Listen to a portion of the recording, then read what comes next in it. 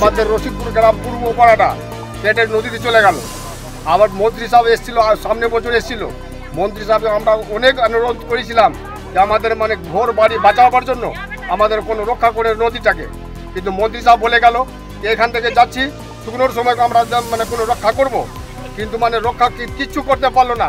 আবার বন্যার সময় যখন এসে তখন মন্ত্রী বিডিও এমএলএ সব এসে এখন কি করতে পারবে? বিডিওর বাবাকে ক্ষমতা নাই এখন কিছু থামতে পারবে নদীকে। আমাদের বাড়ি ঘর সব কেটে চলে গেল নদীতে।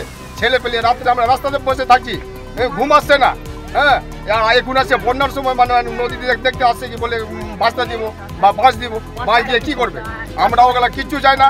আমাদেরকে 2 কাঠা করে আমাদেরকে জমি দেন, যে কি মানে আমরা ছেলে পেলেকে নিয়ে কোনো জীবন বেঁচে রাখতে। দেখেন স্যার, আমার বাড়ি ঘর জমি নাই, নিজের জমি নাই, পাট্টার জমিনে বাড়ি ছিল স্যার। কোনো রকমই ওই দোল থেকে আমরা টাকা নিয়ে বাড়ি করেছিলাম।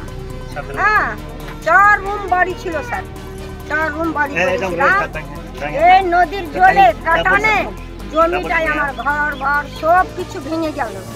হ্যাঁ, আমরাই চাই এখন টাকা বলছে কি এখানে বাস্তা দিব, এটা চোর আছে, চুরি করার জন্য ফ্ল্যাটের সময় আসবে। আর 2 বছর থেকে আমার গ্রাম যে কাটছে তো কোনো ব্যবস্থা হচ্ছে না। হ্যাঁ, এইটাই করবো, এইটা করে দিব, এইবারে করবো।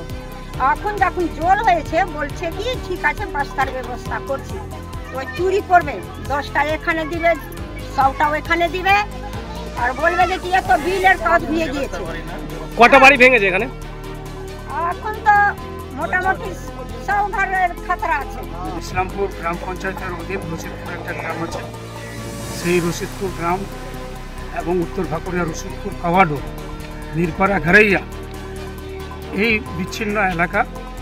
সেই রশিদপুর গ্রামে এমন অবস্থা আছে, ইরিগেশন ডিপার্টমেন্টকে আমরা বারবার বলেছি এবং ইরিগেশন ডিপার্টমেন্ট কিছুটা কাজ করেছে। ইরিগেশন ডিপার্টমেন্টকে আরও বলবো যে খুব যুদ্ধকালীন কাজটা করতে, যেন আমরা তৎক্ষণাৎ আমরা যেন রশিদপুর গ্রামবাসীকে বাঁচাতে পারি। তার জন্য ইরিগেশন ডিপার্টমেন্টকে বলবো, পাশাপাশি ইরিগেশন মিনিস্টারকে আমি বলবো, আমাদের ডিএম সাহেবকে বলবো। আজ পর্যন্ত আমরা তো বরাবর এখানে আসছি, এই বিচ্ছিন্ন গ্রামে আমরা বারবার আসছি, কিন্তু এখান থেকে এত ভোট নিয়ে যে খগেন মুর্মু পাস করেছে, কিন্তু তার কোনো পাত্তা নাই।